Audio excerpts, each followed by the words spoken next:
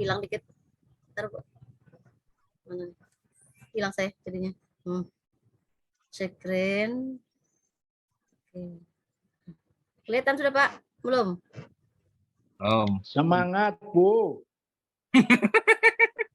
Belum nih. Allah yuk terakhir. Iya, semuanya. Harusnya Bu Pina tadi yang terakhir tadi. Jadi iya. Apa-apa, saya penutup. Tapi enggak apa-apa, ini lebih bagus ini. Aduh. Nah, sudah tampil. Nah. Merah, marun. Iya. Oke, Ya. masuk. Oke, sudah terlihat ya? Oke, Lihat. sudah. Sudah. Assalamualaikum warahmatullahi wabarakatuh. Waalaikumsalam warahmatullahi wabarakatuh. Hari ini anak-anak Ibu masuk jam terakhir anak ya. Kita bagi sekolah ini kan ada masuk pagi, ada masuk siang. Jadi Ibu masuk siang, pas Ibu kena jadwal terakhir. Jadi mungkin anak-anak banyak mengantuknya. Ibu juga mengantuk anak-anak. Tapi hari ini nggak apa-apa. Belajar Ibu tahan mengantuknya. Oke. Sebelumnya kita berdoa dulu anak ya. Sebelum kita mulai pelajaran atau Ibu mulai absen dulu. Bisakah teman-teman yang lain untuk membacakan doa? Ibu minta sama Pak Pujiaman untuk membacakan doa. Ayo Pak Pujiaman. Iya, Bu. Temannya untuk baca doa. Oke, mari teman-teman, sebelum kita belajar, kita berdoa bersama-sama. Semoga pelajaran hari ini bisa bermanfaat dan bisa kita ambil ilmunya. Amin. Amin. Lahal Fatihah. Iya, kan. Selesai. Amin. Amin. Ya, Bu. Ya, terima kasih Pak Pujiaman. Siswa saya Pak Pujiaman yang saling kadang nakalnya juga ada, tapi enggak apa-apa. Yang penting siswa saya pintar-pintar. Nah, kita Ibu mulai ya. Nah, di sini kalian sudah gambar apa ini? Nah, gambar apa ini? Gambar orang. Iya, Gambar sujud orang Bu. Nasrullah tidur. Nah, ini ada 2 orang ya. Siswa orang ini sedang sujud, dia mengajak anaknya. Itu anaknya Ibu Mariana itu. Nah, apa. Nah, untuk materi hari ini sebelumnya Ibu absen dulu ya. Hari ini siapa tidak hadir? Tidak hadir Bu. Saya izin Bu. Oh, ya. Ibu panggil dulu ya. Pak Nasrullah ada? Nasrullah? Hadir. Nah, Salbiah? Hadir Ibu. Muhammad? Mana nih Muhammad nih? Sering keluar Pak Muhammad ini. Beli es ya Bu. Nah, itu. Belum istirahat, itu nanti pulang sekolah aja baru minum beli es. Ana ada? Hadir Bu. Hadir Bu, hadir. Nah. Burhan? Hadir Bu. Asbi? Fatimah? Hadir Bu. Nah, Erni? Hadir Bu. Kafiar? Hadir Bu. Ina? Hadir Bu. Wahyudi? Hadirah Bu. Irman? Ada? Hadirah. Sepertinya nih 1 orang tidak ada. Ibu lihat ini Aisyah tidak hadir ya hari ini. Izin Bu. Ya Bu, ke laut ya Bu. Oh ya, tidak apa-apa. Oke, hari ini akan Ibu lanjutkan yaitu materi Ibu hari ini adalah hidup terasa lebih indah jika kita sering bersujud. Sebelumnya kalian pasti mendengar apa itu sujud? Ayo, siapa bisa jawab apa itu sujud? Sujud Ayo. orang sembahyang Bu. Sembahyang. Yang kalian tahu sujud itu adalah sembahyang. Ada lagi? Tunduk lagi? Bu. Sujud Syukur Bu. Apa lagi? Pernah lihat orang sujud tidak? Selain dari sholat? Pernah lah Bu. Pernah lihat? Pernah Lihat Bu tidak? di dalam Belum pernah Bu. Kalau sering ke masjid ya, pasti ada lihat orang sujud kah? Atau kita sering jamaah, pasti lihat orang sujud yang di luar dari sholat. Pernah? Baiklah. Nah, di sini mungkin kalian sudah pernah lihat orang sujud itu seperti apa. Nah, baiklah. Di sini Ibu akan menjelaskan artinya sujud itu apa saja sehingga seseorang itu bisa melakukan sujud. Nah, sujud itu ada sujud yang dilakukan di dalam sholat, ada di luar sholat. Nah, sujud itu akan menjadikan seseorang itu lebih indah. Iya. Nah, sini tujuan di sini apa tujuan sujud itu sebenarnya adalah untuk meningkatkan iman dan takwa kita kepada Allah, lebih dekat kepada Allah. Itu salah satu tujuannya kenapa kita melakukan sujud. Nih sebelumnya nanti Ibu bagi kelompok, kalian itu ada beberapa kelompok, ada 3 kelompok. Nanti 3 kelompok itu akan mempraktekkan atau nanti menjawab beberapa pertanyaan tentang bagaimana tata cara sujud. Nah, di sini tapi sebelumnya Ibu mau jelaskan dulu apa itu sujud. Pertama, ketentuan sujud. Nah, di sini ketentuan sujud itu pertama adalah sujud itu ada dalam perintah dalam agama. Dalam agama ada menyuruh kita untuk sujud. Nah, di sini di antaranya itu ada sujud apa saja? Sujud syukur, sujud tilawah, ada sujud sahwi. Nah, di sini ada hadis Nabi. Ibu tidak bacakan kebetulan Ibu lagi batuk ya. Jadi Ibu hanya membacakan arti saja. Dari sini dari hadis Nabi dari Abu Bahrah bahwa sesungguhnya Nabi Muhammad SAW apabila datang kepada sesuatu yang menggembirakan kepada Nabi, Nabi itu langsung sujud atau langsung sujud dan berterima kasih pada Allah. Artinya ketika Nabi mendapat kabar gembira atau apapun, itu salah satu yang menyuruh sesuatu yang menggembirakan atau kabar duka. Beliau langsung sujud untuk berterima kasih kepada Allah. Artinya hadis ini menjelaskan artinya ketika Rasulullah itu mendengar atau mendapatkan sesuatu kabar gembira atau kabar duka, maka Rasulullah selalu langsung sujud. Artinya berterima kasih kepada Allah. Kemudian apa saja hukum sujud itu?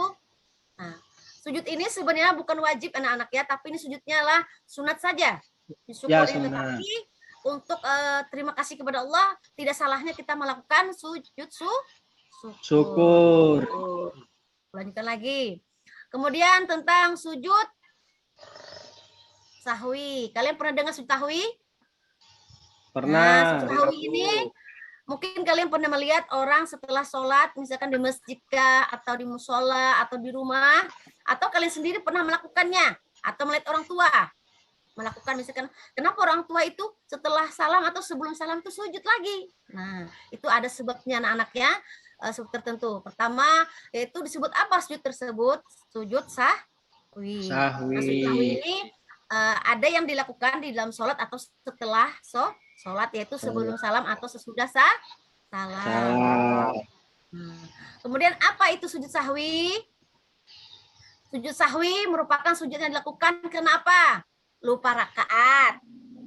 Kemudian lupa dengan jumlah rakaat atau kita ketinggalan salah satu rukun sholat, misalkan lupa tasahud awal.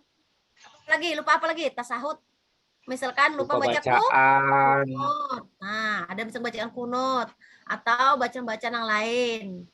Nah, di sini mengapa sujud sahwi itu dilakukan? Di sini ada hadis Nabi yang menyebutkan artinya kenapa sujud sahwi itu dilakukan. Coba sini Pak Wahyudi bacakan artinya Pak Wahyudi.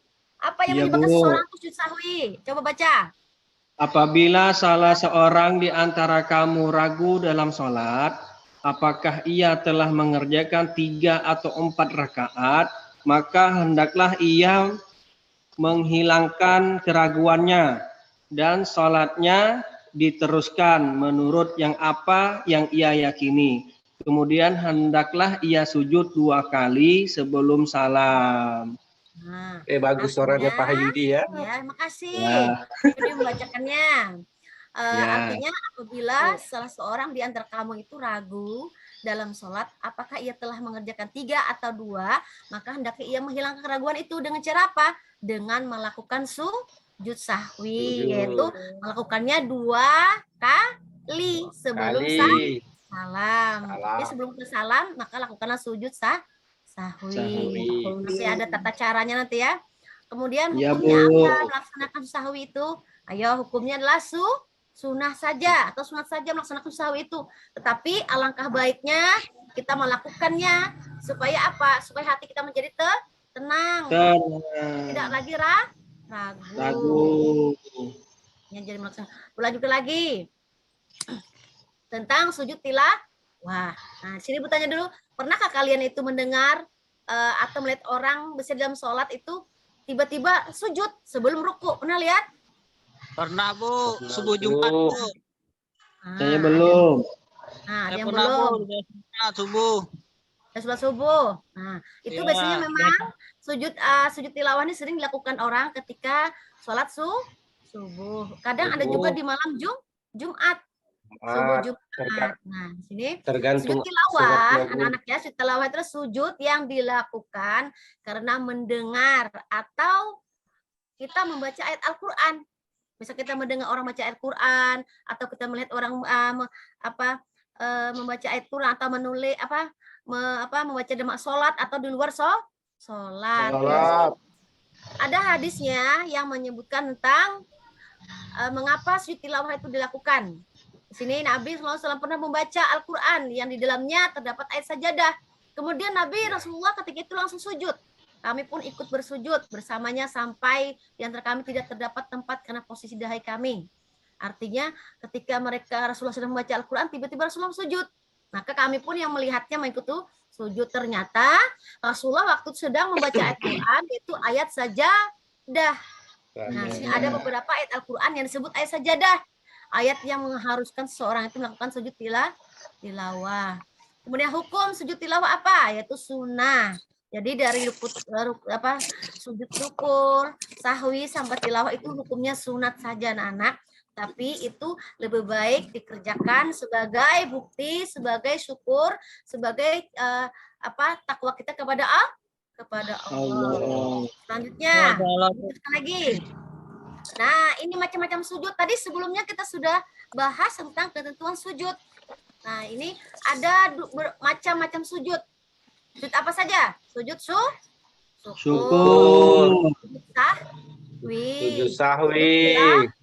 Tilawah. Itu adalah macam-macam sujud. Nah, tadi Ibu jelaskan secara singkat artinya tentang sujud sebabnya apa. Nah, ini Ibu mau jelaskan secara rinci ya. Di sini sebab-sebab dilakukan sujud. Pertama, sujud syukur itu apa sebabnya? Tadi apa tadi? Ada yang ingat? Ketika kita mendapat mendapat rezeki lebih, Bu. Nah, mendapat Iya. rezeki. Ada Mendapat lagi. uang banyak, Bu. Mendapat Dapat uang uang banyak, banyak. Bu. Terhindar dari Ada bahaya lagi? Bu. Terhindar Terhindar dari dari bahaya. Bahaya. Bahaya. Iya. Artinya sujud syukur itu disebab dilakukan apa? Karena kita memperoleh nikmat, mendapat kebahagiaan, mendapat nilai bagus, mendapat uang, atau kita terhindar dari bahaya. Itulah namanya sujud syukur. Syukur Mendapat ini jodoh yang anak-anak baru, Bu. artinya boleh dikerjakan di luar sholat. Artinya boleh juga mengucapkan alhamdulillah. Selanjutnya sujud sahwi. Ya, sujud sahwi tadi apa sebabnya? Tadi sudah sebutkan, lupa tidak melakukan salah satu rukun sholat.